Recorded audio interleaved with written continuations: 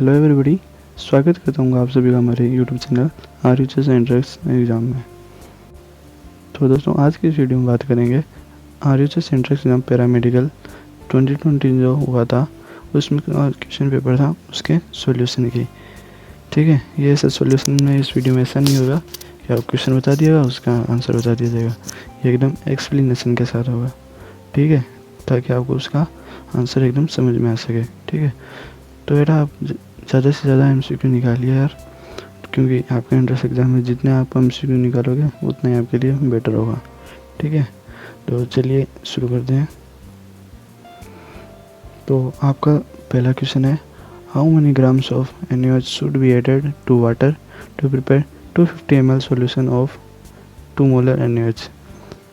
यानी कहा गया है कि कितने ग्राम NaOH 200 ml वाटर में मिलाया जाए, 250 ml वाटर में मिलाया जाए, ताकि हमें 2 मोलर NaOH का सॉल्यूशन मिले। 2 मोलर यानी मोलिलिटी, ठीक है, मोलिलिटी है जो कि है 2। ठीक है, अब ये मोलिलिटी क्या होते हैं इसको जान लेते हैं। ठीक है, तो मोलिलिटी होती है आपकी molality is equal to number of mole of solute upon volume of solution. ये आपका इन लीटर, लीटर। ठीक है, ये आपका मोलिलिटी का फॉर्मूला है। ठीक है, अब इसको थोड़ा सिंप्लीफाई करते हैं। तो number of moles is equal to mass upon molar mass. ठीक है, और बट्टा में आपका क्या था, volume mass upon molar mass, ये हो गया आपका सॉल्यूट का। ठीक है, तो अब आपको क्वेश्चन में क्या दिया हुआ था, जो मोलिलिटी है वो 2 है। ठीक है, तो आपकी मोलिलिटी हो गई 2 इक्वल टू मास निकालना है आपको अपॉन मोलर मास NaOH का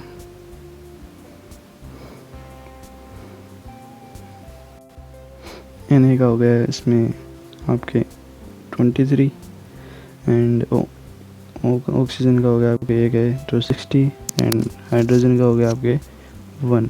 ठीक है, ये टोटल हो गया 40। ठीक है, तो 40 हो गया ये, एंड 250 ml वाटर है, तो ml में है तो लीटर में कन्वर्ट करेंगे तो क्या करेंगे, 1000 से डिवाइड कर देंगे। ठीक है, मिनट। ठीक है, तो इसको अपन करते हैं कैलकुलेट, तो 0 से 0 कैंसिल। ठीक है, ये 4 आ गया। ठीक है, और ये आ गया 10, तो इसको इधर किया तो ये आ गया 20, तो मास आपका आ गया 20 ग्राम। ठीक है, तो ऑप्शन में चेक करते हैं, तो आपका ऑप्शन इज करेक्ट आंसर। ठीक है, 20 क्वेश्चन को समझ में आया। ठीक है, तो चलिए अगले क्वेश्चन में हम चलते हैं। ठीक है, सेकंड क्वेश्चन की ओर चलते हैं।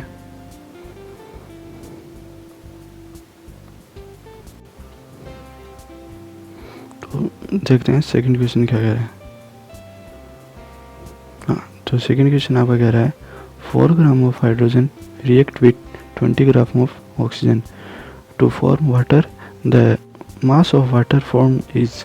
ठीक है, मास ऑफ वाटर पूछा है आपसे, तो ऑप्शन है आपका 24, 36, 22.5, 40.5 ग्राम। ठीक है, तो इसमें अपन रिएक्शन देखते हैं कि H2 प्लस O2 रिएक्ट होकर बना रहा है आपका H2O।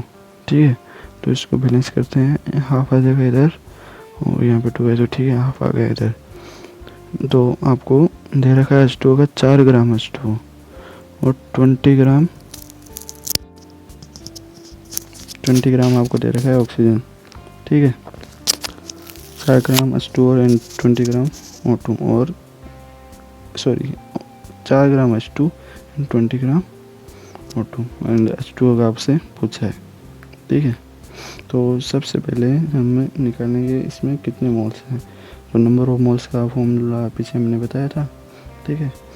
तो मास 4 हो गया, बटा मोलर मास इसका 2 है इसलिए, ठीक है। एंड इसका मास एंड मोलर मास, ठीक है। तो इसमें निकल जाएगा इनका, ये आ जाएगा इनका, इसका 2 आ जाएगा एंड इसका ये गया तो आ गया 0.6 एंड 25, ठीक है। तो अब कौन सा कितना खर्च होगा इसमें H2 बनाने के लिए, कौन सा कितना खर्च होगा उसको निकालने के हम एक कॉन्सेप्ट होता है, ठीक है। कॉन्सेप्ट का नाम है लिमिटिंग रिएजेंट, ठीक है। Limiting reagent. एक बात हो रहा है, अगर आप क्वेश्चन कर रहे हैं तो कॉपी पेन लेके अपने नोटबुक साथ में लेके बैठे, ऐसे क्वेश्चन समझ में नहीं आएगा आपको, ठीक है।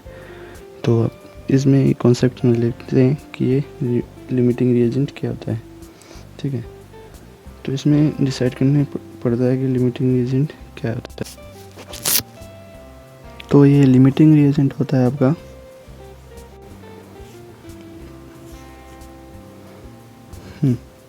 ये लिमिटिंग रिएजेंट वो रिएजेंट होता है मतलब जो पूरा ख़त्म हो जाए रिएक्शन में, ठीक है। अब हमें ये देखना है कि पूरा कौन सा ख़त्म होता है, H2 हो रहा है या हाफ O2 हो रहा है, निकालते हैं। तो लिमिटिंग रिएजेंट निकालने के लिए मोल्स अपॉन स्टोइकियोमेट्री देखते हैं, ठीक है। स्टोइकियोमेट्री क्या होती है, इसकी 1 है इसकी हाफ है, ठीक है। मोल्स अपॉन स्टोइकियोमेट्री देखेंगे। तो H2O के लिए देखते हैं अपन पहले, तो इसमें हो जाएगा 2 upon stoichiometry 1 moles upon stoichiometry. And O2 के लिए होता है ये, O2 के मोल्स निकाले थे अपने 6 to 5, ये इतने थे ना, हाँ, और अपॉन 6 to 5 इतना, एक मिनट चेक कर लेते हैं, हाँ इतने थे, ओके, ठीक है। अपॉन इसके स्टोइकियोमेट्री हाफ है। तो O2 का H2 का तो हो गया आपके, एक मिनट, हाँ H2 का हो गया आपके 2 एंड इसका हो गया आपके ये गया तो इंटू हो गया 2 इंटू 6.625, ये हो गया आपके 15, ये 12 हो गया, ठीक है। ये 0.0, ठीक है, इतना हो गया 0.125 का हो गया O2 का, ठीक है। मतलब तो इसमें आपको किसका कम दिख रहा है, H2 कम थोड़ी ना है, O2 कम है, ठीक है। तो जिसका कम होता है वो हमारा लिमिटिंग रिएजेंट होता है। तो इसके हिसाब से तो O2 लिमिटिंग रिएजेंट है, ठीक है। सो एक मिनट, सो O2 react as, एक minute, so O2 react as a limiting reagent, ठीक है। O2 एक लिमिटिंग रिएजेंट की तरह काम कर रहा है आपका, ठीक है। तो अब इस रिएक्शन को पूरा ख़त्म हो जाएगा, मतलब O2 है ना, रिएक्शन के साथ पूरा ख़त्म हो जाएगा, ठीक है। O2 ख़त्म होगा क्योंकि ये लिमिटिंग रिएजेंट है आपका, ठीक है। तो जो आपकी वो रिएक्शन थी, ठीक है, इसमें आपका जो हाफ O2 से H2 बना है, मतलब हाफ से 1 बना है, मतलब डबल हो गया। तो डबल हो गया तो अब नीचे देख लेते हैं जगह है क्या कहीं पे, हाँ यहाँ पे जगह है थोड़ी सी, तो एक सेकंड इसको इरेज कर देते हैं। तो आपका एक सेकंड। तो आपका बना ये हाफ O2 से आपका बना ये H2, मतलब डबल हुआ है, ठीक है। तो अब मोल को भी डबल कर देंगे अपन, ठीक है। तो O2 का मोल कितना था आपके, पॉइंट कुछ था ना, 0.625 अब इंटू 2 कर दिया, ठीक है। तो ये आ जाएगा आपके, आया था ना, एक चेक कर लेते हैं, बार कैलकुलेशन क्यों करें, ठीक है। 1.125 है ये, ठीक है। तो आपके ये आया था 1.25, ठीक है, 1.25 आ गया। ये आपका मोल आ गया H2 का, ठीक है, समझ में आ रहा है। अब अपन को इसमें क्वेश्चन में पूछा है मास पूछा है, चेक कर लीजिएगा, क्वेश्चन में मास ही होगा, ठीक है, मास पूछा है। तो मास के लिए अपने नंबर ऑफ मोल का जो फॉर्मूला पड़ा था उससे कर लेते हैं। तो मोल आ गया आपके 125 मोल हो गया ये, इंटू मोलिकुलर मास 80, तो ये आ गया आपके 25, हाँ ये आ गया आपके 22.5। तो अब अपन ऑप्शंस में चेक कर लेते हैं, ये क्या है इसका ऑप्शन, तो option C is correct answer, ठीक है, समझ में आ रहा है, ठीक है, ठीक है। कोई भी डाउट हो आपको, अगर समझ नहीं आए तो आप कमेंट में पूछ ले सकते हैं। तो अब चलते हैं अगले क्वेश्चन की ओर। तो अगला क्वेश्चन देख लेते हैं।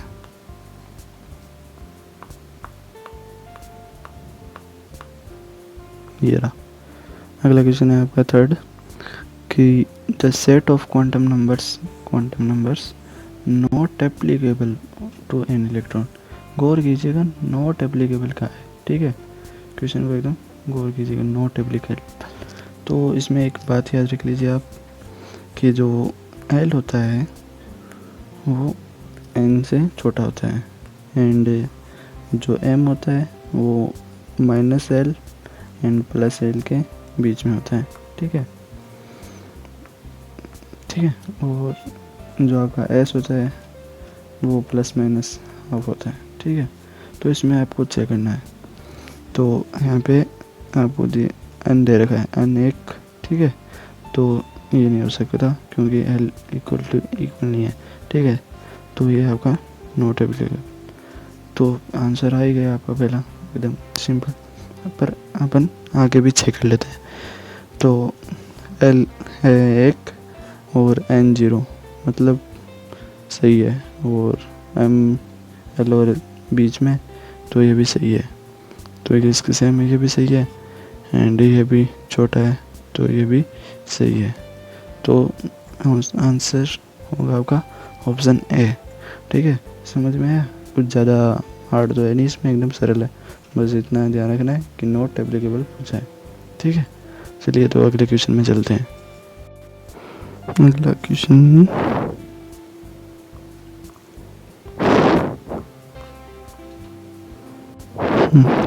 है हमारा, कि if kinetic energy of proton increased 9 time, ठीक है, प्रोटॉन की काइनेटिक एनर्जी को 9 टाइम बढ़ा दें, the wavelength of de Broglie wave associated with would become, ठीक है। तो इसमें डी ब्रोगली, सबसे पहले हम जो आपकी डी ब्रोगली वेवलेंथ है लैम्डा एंड काइनेटिक एनर्जी के बीच रिलेशन देखेंगे, ठीक है। तो चलिए सॉल्यूशन वाले पेज पर, हाँ, जो आपका डी ब्रोगली वेवलेंथ लैम्डा है, तो इक्वल टू होता है ये H/P मोमेंटम होता है, ठीक है। मोमेंटम का होता है आपका √2m एंड काइनेटिक एनर्जी, ठीक है, ठीक है, काइनेटिक एनर्जी होता है ये। तो यहाँ आपका HP कांस्टेंट, √2 भी कांस्टेंट, √2 एंड m भी कांस्टेंट। तो अब अगर हम देखें de Broglie wavelength and kinetic energy के बीच रिलेशन, तो ये सीधा रिलेशन निकलता है इनवर्सली प्रोपोर्शनल। ठीक है, तो अब अगर हम देखें इसको ऐसे भी तो लिख सकते हैं, lambda initial upon lambda final is equal to under root kinetic energy final upon kinetic energy initial. ठीक है, तो अपनी ये दे रखा है इसमें कि काइनेटिक एनर्जी 9। ठीक है, तो जो आपका लेमडा इनिशियल है, ठीक है, लेमडा इनिशियल को हम लेमडा मान लेते हैं,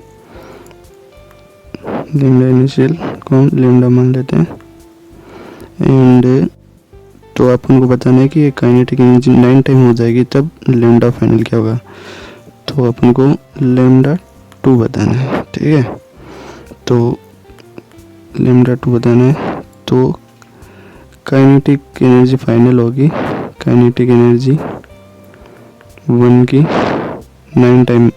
ठीक है, और नीचे आपका अंडर रूट ये आई और नीचे काइनेटिक एनर्जी 1 है, इससे ये कैंसिल हो जाएगा।